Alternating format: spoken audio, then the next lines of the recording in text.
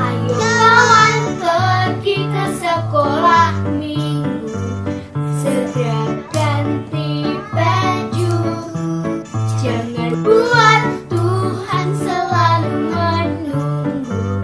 Bawa Alkitabmu, nyanyi buat Tuhan, tepuk buat Tuhan, juga beri persembahan. Dengar firman Tuhan, hafal firman Tuhan, semakin serupa dengan Tuhan. Shalom. Gimana nih kabar teman-teman semua dan Sonia? Luar biasa. Wah, luar biasa. Kalau Kak Winner gimana kabarnya? Luar biasa. Luar biasa dong, kita semua di sini luar biasa dan teman-teman pasti juga luar biasa ya. Nah, teman-teman Kak Ella mau tanya nih, pernah nggak sih teman-teman mendengar suara Tuhan? Sonia pernah nggak? Pernah dong. Oh, pernah. Nah, suara Tuhan juga pernah kita dengar dan bisa kita dengar melalui firman Tuhan, melalui perkataan dari guru-guru sekolah minggu. Nah, jadi teman-teman, saat ini Tuhan juga memanggil kita semua untuk beribadah bersama-sama. Sudah siap untuk beribadah bersama? Sonia sudah siap? Sudah dong. Oke, mari kita beribadah sama-sama dan kita mau pujikan Dengar Dia Panggil Nama Saya.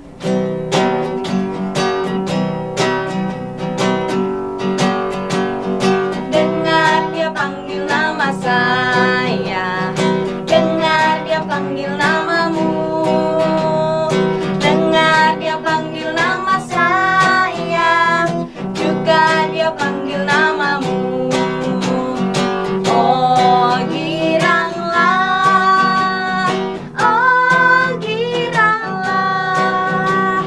Yesus amat cinta pada saya. Oh giranglah, dengar Dia panggil nama saya, dengar Dia panggil nama saya, dengar Dia panggil namamu, dengar Dia panggil nama saya, juga Dia panggil namamu. Oh giranglah,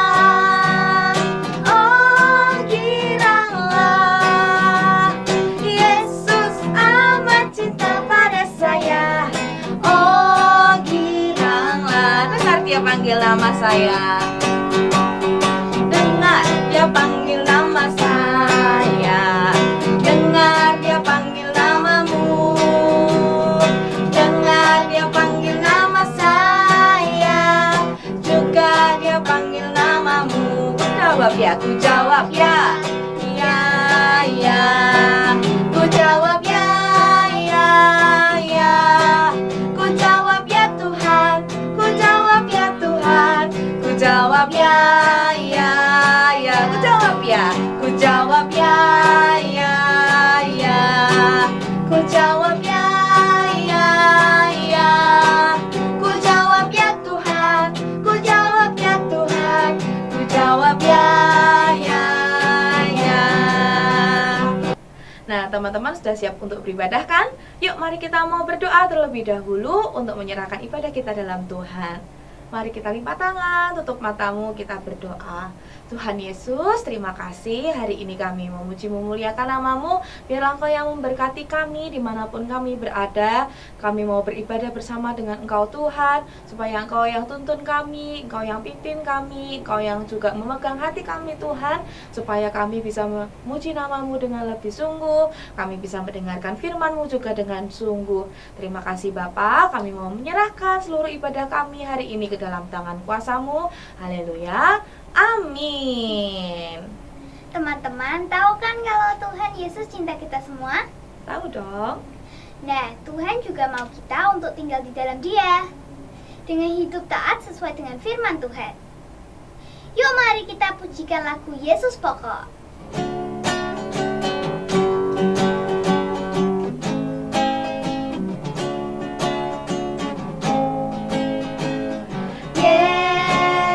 Yesus pokok dan kita jaraknya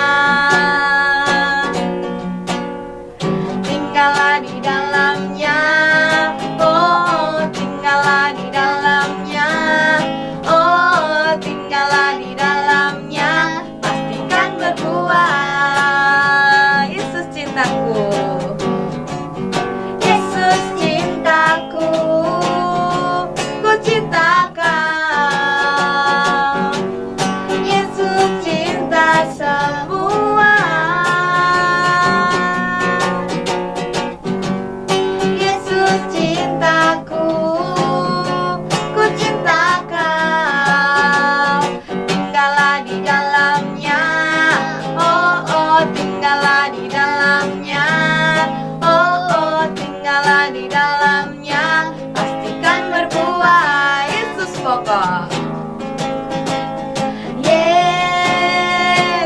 Yesus pokok Dan kita caranya tinggallah di dalamnya.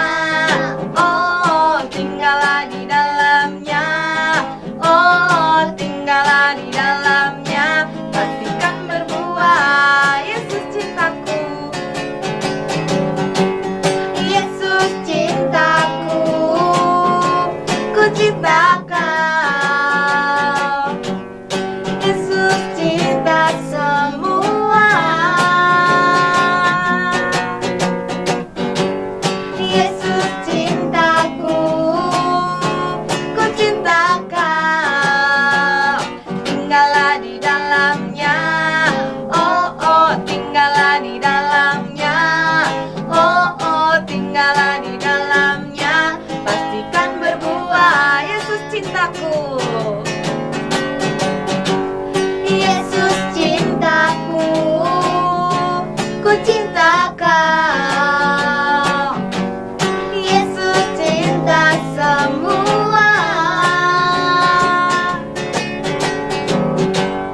Yesus cintaku. Ku cinta kau. Tinggallah di dalamnya. Oh, oh, tinggallah di dalamnya.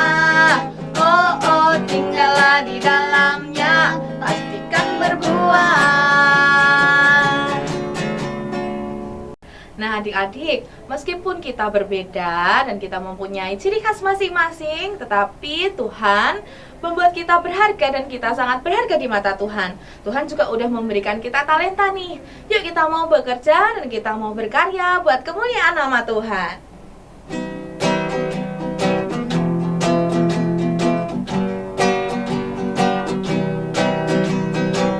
Big or small? Big or small, short and tall, semua dicintainya. Tuhan membuat kita berharga. Bekerja, berkarya, bagi kemuliaannya.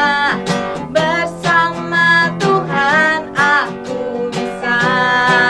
Sa, sa, sa, aku bisa. Sa,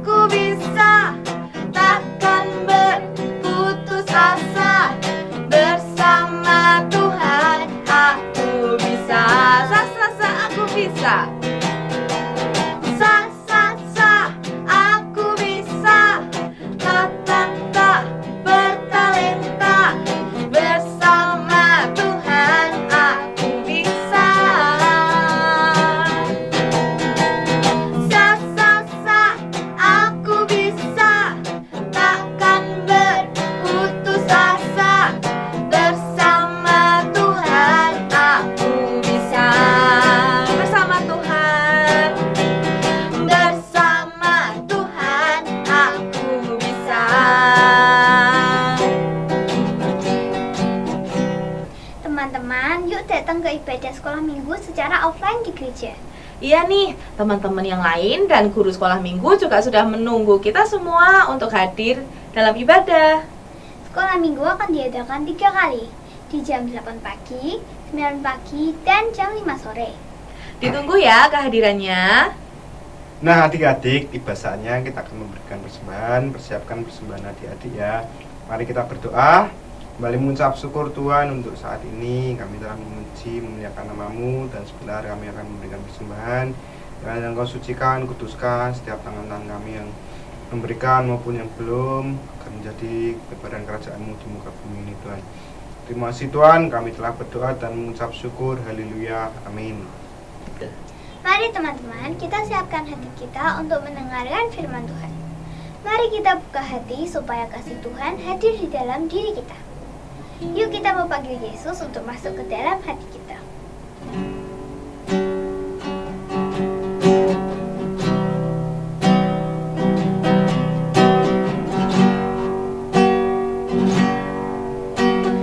Yesus ku panggil, Yesus ku undang, masuk dalam hatiku.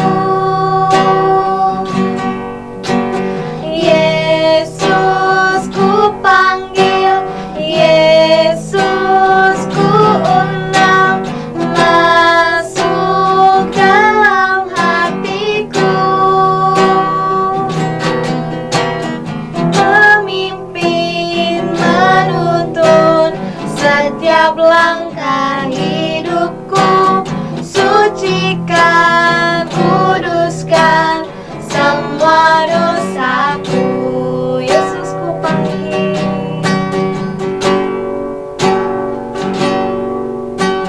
Yesus ku panggil, Yesus ku undang, masuk dalam hatiku. Yesus ku panggil, Yesus ku undang, masuk dalam hatiku.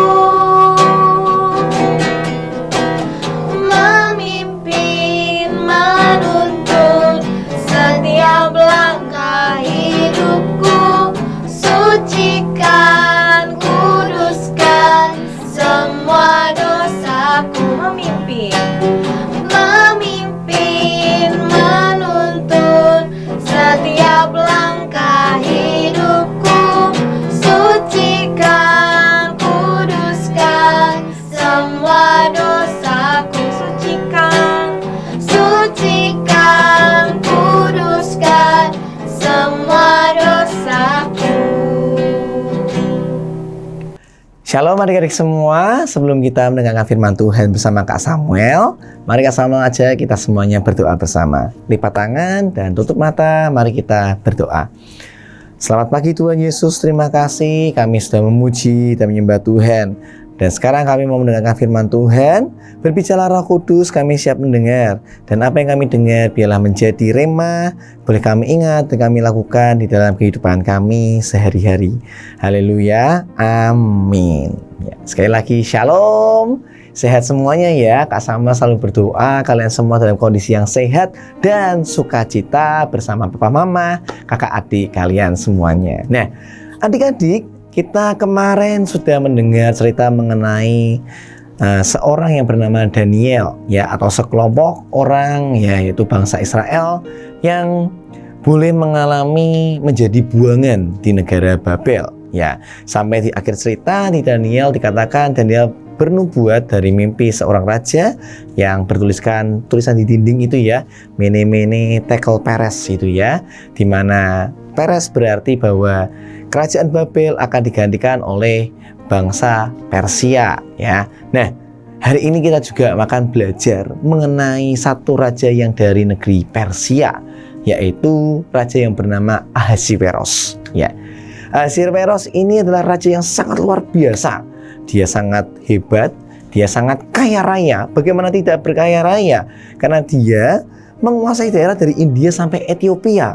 ada 127 daerah yang dia kuasai. Pasti kaya banget ya, kaya banget.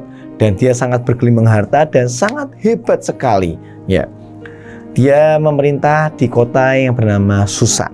Ya, dia kaya, dia punya banyak orang-orang hebat, dia punya banyak daerah-daerah yang baik, daerah-daerah yang bagus ya. Pada waktu dia memerintah, semuanya makmur, semuanya berjalan sesuai dengan kehendaknya. Dan di tahun yang ketiga, ia berencana untuk aku ini mau menunjukkan betapa kayanya aku. Maka dia undang semua pembesar-pembesar dari masing-masing provinsi yang ia kuasai, dari 127 tadi itu, dia undang ke istananya, dia undang ke kotanya untuk melihat betapa megahnya kotanya ini ya. Dia undang selama 6 bulan atau 180 hari lamanya. Para tamu ini diundang boleh berkeliling kota. Wah ya, jadi ini tur ya, tur ke salah satu kota dan turnya selama 6 bulan. Wah, gratis. Wah, enak sekali ya jadi pembesar-pembesar negaranya ya. Wah, diundang sama Raja Ahasveros, boleh berkunjung ke negaranya dan semuanya free, dijamin oleh Raja Ahasveros selama 6 bulan. Wah, keren ya. Ditinggal 6 bulan, negaranya pergi ke Raja Ahasveros ini. Begitu genap 6 bulan, rajanya masih nggak puas. Wah, kurang deh, kita adain lagi pesta 7 hari 7 malam. Semuanya buat yang datang, termasuk juga buat rakyatnya sendiri. Boleh makan, boleh minum, boleh apapun juga. Pesta ditanggung semua, ditraktir oleh Raja Ahasveros. Wah, semuanya senang sekali ya. Pas sudah genap 7 hari, hari yang ke-7, rajanya ini minum anggur karena mungkin kebanyakan, sedikit mabuk gitu ya. Kemudian dia punya perencana, kota sudah tak tunjukin, makanan enak sudah tak tunjukin, apalagi ya? Oh iya, aku punya satu harta yang tidak dimiliki oleh semua orang, yaitu aku punya satu ratu yang cantik sekali, namanya Ratu Wasti. Aku akan pamerkan di hadapan semua orang, jadi biar semua orang tahu bahwa aku punya wanita tercantik. Wah, dipanggillah Ratu Wasti untuk berdiri menggunakan mahkota dan dipamerkan oleh tamu-tamu raja. Tapi apa yang terjadi? Ratu Wasti menolak perintah dari raja, karena Ratu Wasti tidak mau diundang di tengah-tengah orang-orang yang mungkin sedang mabuk. Ratu Wasti nggak mau. Kemudian berita itu sampai di Ahasveros, raja menjadi sangat marah.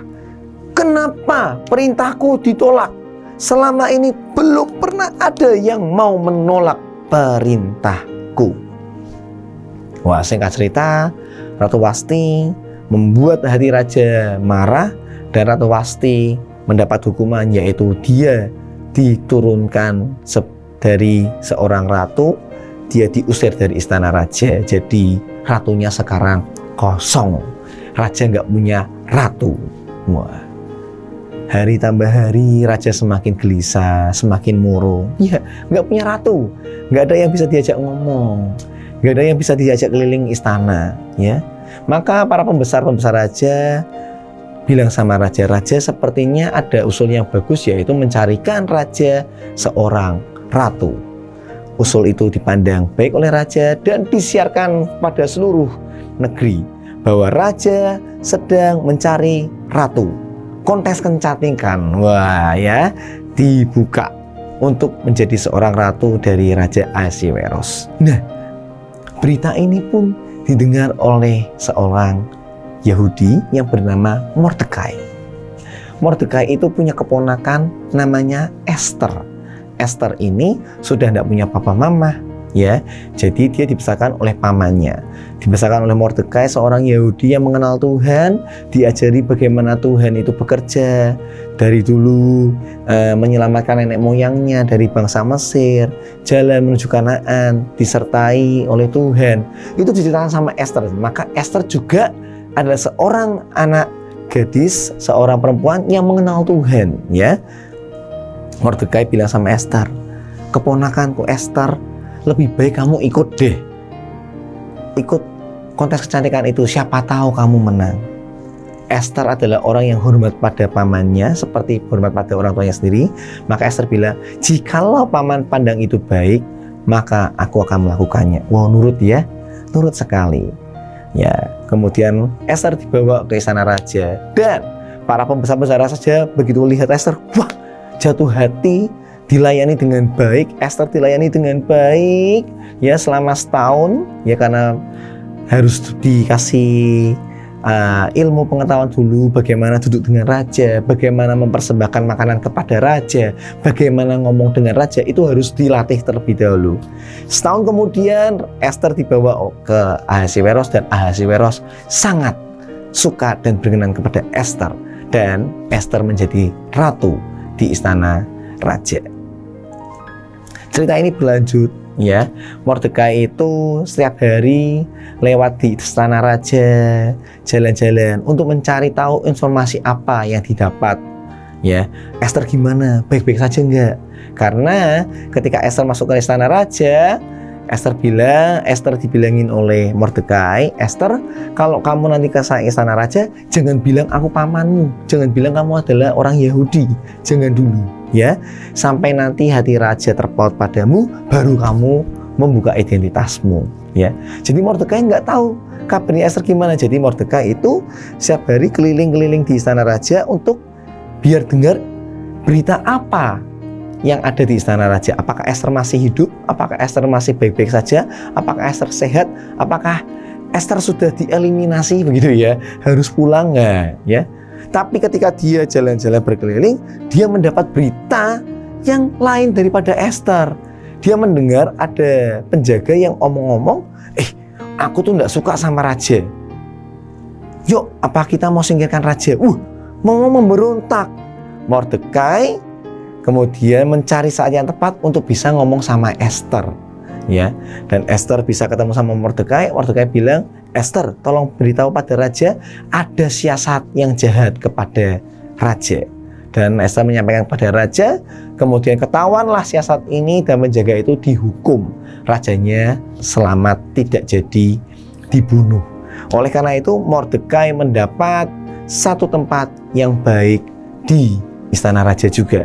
Raja bilang kepada pembesarnya, catat di buku catatan bahwa Mordekai sudah berhasil menyelamatkan raja. Nah, dari cerita singkat ini, adik-adik semuanya kita belajar, apakah Esther punya impian untuk menjadi seorang ratu? Jawabannya tidak. Apakah Mordekai mereka-rekakan bahwa akan ada pembunuhan raja? Jawabannya tidak. Semua itu yang mengatur siapa? Tuhan, ya. Tuhan yang mengatur semuanya, bagaimana caranya biar Esther ini bisa menjadi seorang ratu. Kenapa dia harus menjadi seorang ratu? Karena nanti akan ada siasat di mana bangsa Israel atau orang Yahudi atau orang yang menyembah Tuhan mau dihabisin semua, mau dibantai semua. Dan Esther karena seorang ratu, dia berhasil menyelamatkan bangsanya. Dan itu semua sudah diatur oleh Tuhan, ya. Ratu Wasti harus diturunkan jabatannya. Siapa yang mengatur? Apakah Esther? Bukan. Yang mengatur adalah Tuhan. Nah, mari adik-adik kita belajar bahwa di dalam hidup kita, apa yang kita akan dapatkan ke depan itu adalah rencananya siapa? Tuhan. Ya, mari kita buka Alkitab kita akan membaca satu ayat saja. Ya, Kak Samuel akan bacakan dari Pengkhotbah 3 ayat yang ke-11. Allah membuat segala sesuatu indah pada waktunya. Sekali lagi ya, Pengkhotbah 3 ayat 11. Allah membuat segala sesuatu indah pada waktunya. Nah, jadi adik-adik, mari kita belajar percaya bahwa Allah menjadikan segala sesuatu indah pada waktunya. Semuanya sudah Tuhan atur, semuanya sudah Tuhan rencanakan. Ya, jadi kalau hari-hari ini misalnya kalian lihat temannya sudah bisa beli HP baru, beli iPhone, beli apapun itu, tapi kalau kalian masih belum ganti HP, tenang. Allah menjadikan segala sesuatu indah pada waktunya. Waktunya itu nyanya besar, berarti waktunya Tuhan, bukan waktumu. bukan pada saat kamu pingin kamu mendapatkan, bukan, pada saat waktunya Tuhan. Ya, ingat, jadi semua seakan indah pada waktunya. Ya, belajar seperti Esther dan Mordekai yang mau menunggu waktunya Tuhan, dan saat waktunya Tuhan itu tiba, mereka juga siap untuk menjalankan perintah ataupun rencana dari Tuhan tersebut. Nah, sebelum kita akan berdoa, Kak Samuel sudah membuat sebuah klip video, mungkin kalian bisa ikutin bagi kalian yang suka menggambar. Jadi Kak Samuel berikan kegiatan buat kalian semuanya, silahkan diikutin kegiatan berikut ini.